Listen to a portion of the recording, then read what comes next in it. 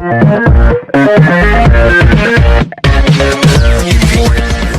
नाम अभिषेक कुमार है और आज का जो हमारा टॉपिक है वो है relationship between coefficient and zeros of quadratic polynomial. Okay, तो पिछली वीडियो में हमने देखा था कि क्वाड्रेटिक पॉलिनोमियल्स क्या होती हैं और इसके जीरोस कैसे फाइंड करते हैं। ठीक है, तो अगर आपने वो वीडियो नहीं देखी है तो पहले वो वीडियो देख लीजिए, लिंक आपको डिस्क्रिप्शन पे मिल जाएगा। ओके, तो आज हम देखेंगे कि क्वाड्रेटिक पॉलिनोमियल के जो कोफिशिएंट्स होते हैं और उनके जो जीरोस होते हैं उनके बीच में आखिर रिलेशन क्या होता है। ओके, तो सबसे पहले लिखते हैं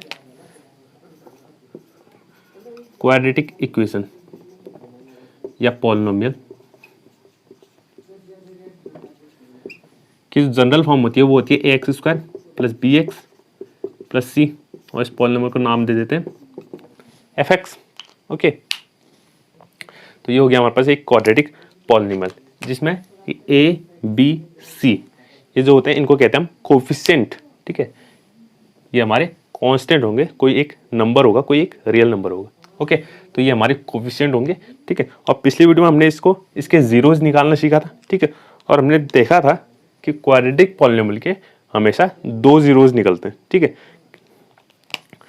तो let to zeros of fx।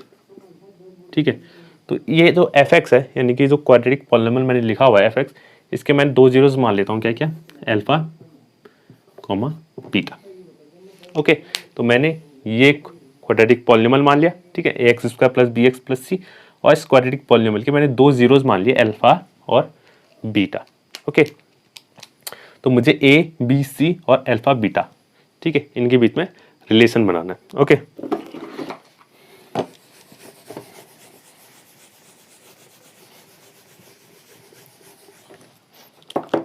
तो इनके बीच में जो रिलेशन होता है, तो सबसे पहले हम करते हैं sum of zeros. Sum of zeros, ठीक है, जीरोस का मैं सम निकाल रहा हूं यानी कि अल्फा प्लस बीटा। ओके, यानी कि मेरी जो क्वाड्रेटिक पॉलिनोमियल थी, ठीक है, उसके जीरोस मैंने अल्फा और बीटा माने थे। ओके, तो उसके जो सम होगा वो कितना हो जाएगा, अल्फा प्लस बीटा। ठीक है, ओके, मैं यहाँ पर लिख लेता हूँ जो हमारी क्वाड्रेटिक पॉलिनोमियल थी वो थी X square plus B X plus C, और इसके जो जीरोस थे वो थे अल्फा कॉमा बीटा। ओके, तो ये मैंने यहाँ लिख लिया।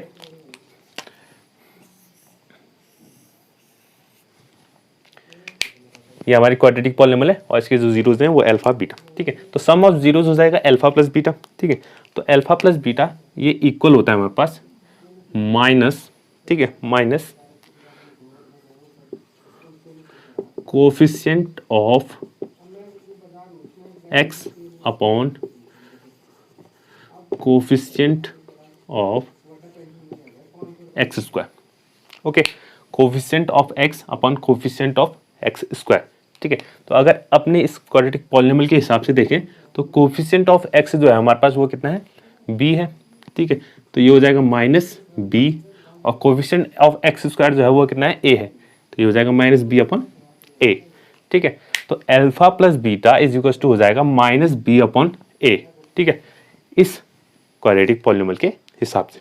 ओके, तो पहला रिलेशन तो ये हो गया जीरोस और कोफिशिएंट के बीच में। ओके, नेक्स्ट हम करते हैं प्रोडक्ट ऑफ जीरोस। ओके, तो अब जीरोस का हम करते हैं प्रोडक्ट। तो प्रोडक्ट करते हैं तो अल्फा इंटू बीटा। ठीक है, अल्फा इंटू बीटा ये जो होता है हमारे पास constant term divided by coefficient of X square. Okay, constant term upon coefficient of X square. ठीक है, तो मैंने बताया था जो क्वाड्रेटिक पॉलिनोमियल होती है उसमें जो ये लास्ट टर्म होता है जिसमें कोई वेरिएबल नहीं है उसको कहते हैं कांस्टेंट टर्म। ठीक है, तो कांस्टेंट टर्म अभी हमारे पास है c, और कोफिशिएंट ऑफ एक्स स्क्वायर जो है हमारे पास कितना है, a। ओके, तो यानी कि प्रोडक्ट ऑफ जीरो यानी alpha beta is equal to होता है c अपॉन a।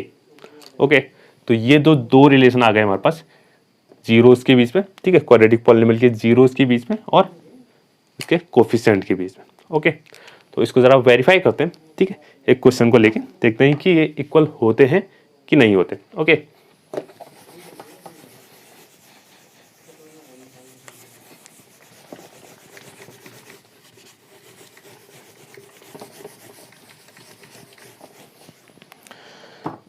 तो मैं रिलेशन यहाँ पर लिख लेता हूँ, sum of zeros alpha plus beta ये होता है -b/a। ध्यान रखिएगा, b का मतलब यहाँ है कोफिशिएंट ऑफ x और a का मतलब है coefficient of x square. General form of quadratic polynomial को ध्यान में रखिएगा। ओके, और प्रोडक्ट ऑफ जीरोज जो होता है वो होता है c/a। ओके, c हमारे पास होगा कितना, कांस्टेंट टर्म, और a होगा कोफिशिएंट ऑफ x स्क्वायर। ये हम यूज करेंगे। ओके, तो एक क्वेश्चन लेते हैं। क्वेश्चन हमारे पास है f(x) is equal to 4√3x square, 4√3x square plus 5x minus 2√3। Okay, तो सबसे पहले तो हमें इसके जीरोस फाइंड करने, फिर देखना है ये कंडीशन इसमें फॉलो होती है या नहीं। ओके, तो फटाफट इसके जीरोस फाइंड करते हैं। तो जीरोस फाइंड करने के लिए मैंने पिछली वीडियो में बताया था, ठीक है, हम कांस्टेंट टर्म और एक्स स्क्वायर का कोफिशिएंट जो है इन दोनों को मल्टीप्लाई करते हैं, ठीक है। तो 4√3 इंटू 2√3 ये हो जाएगा हमारे पास कितना, 4 टू 8, और √3 इंटू √3 जो हो जाएगा वो जाएगा 3, यानी 8 3 24। ओके, तो 4√3 इंटू 2√3 इन दोनों को हम मल्टीप्लाई करते हैं तो ये आता है हमारे पास 24, ठीक है। तो 24 के हमें ऐसे फैक्टर करने, ठीक है, ये जो साइन है ये इंपॉर्टेंट है, ठीक है, जो कांस्टेंट टर्म का जो साइन होता है वो इंपॉर्टेंट होता है। ओके, तो 24 के हमें ऐसे फैक्टर करने जिनको माइनस करके मुझे ये टर्म मिले, ठीक है, एक्स का जो कोफिशिएंट है वो मिल जाए, ठीक है। तो 24 के मुझे ऐसे फैक्टर करने जिनको मैं माइनस करूं तो मुझे 5 मिल जाए, और माइनस ही क्यों कर रहे हैं, क्योंकि कांस्टेंट टर्म का साइन क्या है, माइनस है। ओके, तो मैं क्या कितना कर सकता हूँ, 8 इंटू 3, 8 और 3 दोनों 24 के फैक्टर है, ठीक है, यानी मैंने 24 को 8 और 3 में तोड़ सकता हूँ, ठीक है, स्प्लिट कर सकता हूँ, ठीक है, और 8 माइनस 3 भी कितना होता है, 5 होता है। ओके, तो मैं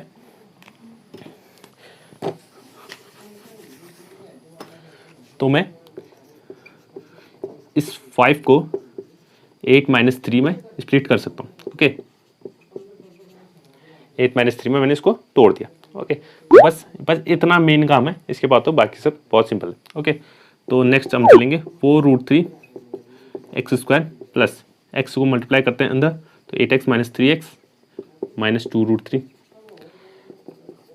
4√3। अब पहले दो टर्म और आखिरी के दो टर्म, ठीक है, तो पहले के दो टर्म में क्या क्या कॉमन आ रहा है पहले वो देखते हैं। एक तो 4 कॉमन आ रहा है और एक x कॉमन आ रहा है, ठीक है, तो 4x हम कॉमन ले लेते हैं, 4 कॉमन आ गया और एक x कॉमन आ गया, तो यहाँ बच जाएगा √3x प्लस 8 में से 4 कॉमन आ गया तो यहाँ बच गया 2, और x तो पूरा ही कॉमन आ चुका है। ओके, अब यहाँ हमारा सबसे पहले क्या कॉमन आ रहा है, सेकंड टर्म में सबसे पहले तो माइनस कॉमन आ रहा है, दोनों नेगेटिव है तो हम नेगेटिव साइन को कॉमन लेते हैं, और √3 आप जानते हैं,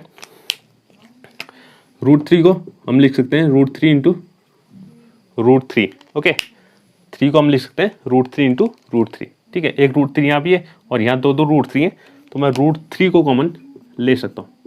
ओके, तो एक √3 को कॉमन ले लिया, एक √3 यहाँ बच गया, तो यहाँ हो जाएगा √3x, और माइनस तो पहले ही कॉमन आ चुका है तो यहाँ बन जाएगा प्लस, और √3 कॉमन आ गया तो ये हो जाएगा 2।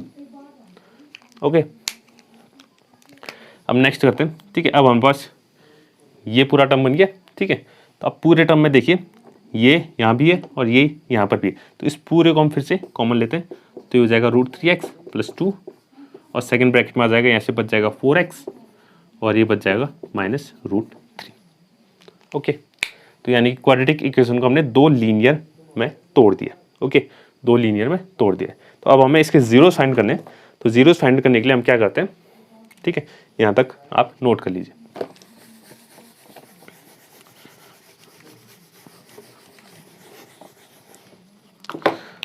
तो हमने इसको दो लीनियर पार्ट में तोड़ा था, वो आया था हमारे पास कितना, √3x प्लस 2,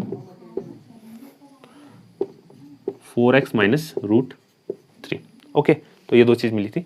तो अब हम क्या करेंगे, हमें जीरोस फाइंड करनी है, तो हम let F X is equal to 0। ठीक है, हमने पिछली वीडियो में बताया कि जीरोस ऑफ पॉलिनोमियल क्या होता है। ठीक है, तो आप वो वीडियो जरूर देखिएगा।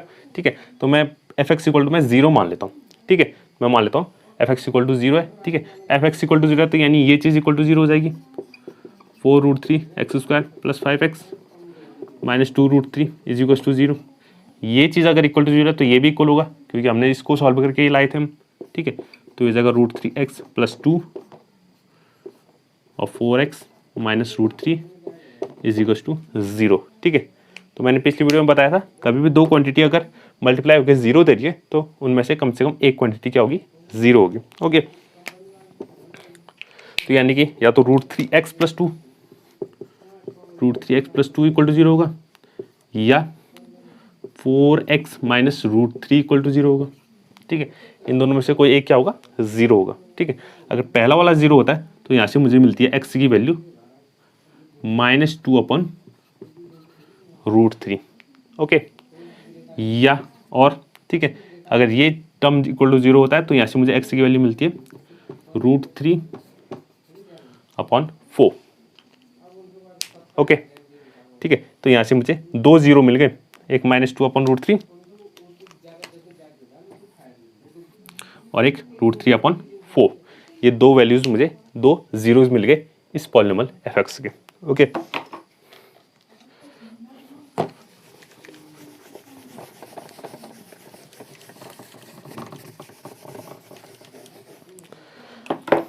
ओके, तो अब यहाँ देखिएगा, तो एक को मैं अल्फा लिख लेता हूँ,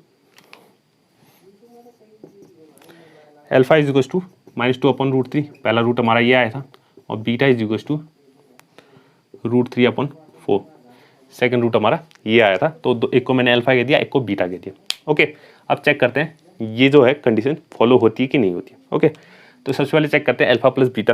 ठीक है, तो अल्फा प्लस बीटा, ठीक है, तो इन दोनों को ऐड करते हैं तो ये हो जाएगा -2/√3 प्लस √3/4।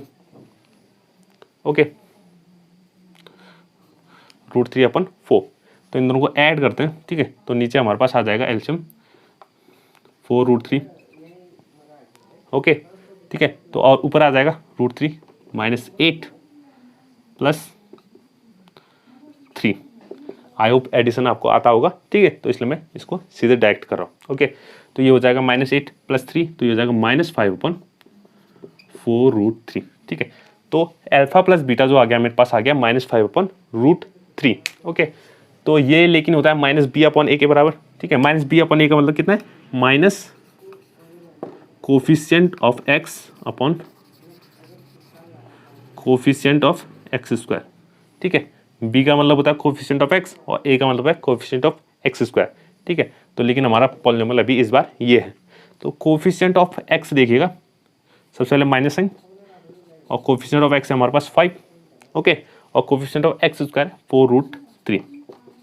ठीक है, तो देखिएगा अल्फा प्लस बीटा भी कितना आया था, -5/4√3, और ये जो आया है, ठीक है, -b/a ये आया है -5/4√3। ठीक है, यानी दोनों क्या आ रहे हैं, इक्वल आ रहे हैं। तो पहली कंडीशन जो है वो तो क्या होगी, वेरीफाई होगी कि ये तो ट्रू है। ओके, अब बात करते हैं इसकी सेकंड कंडीशन की।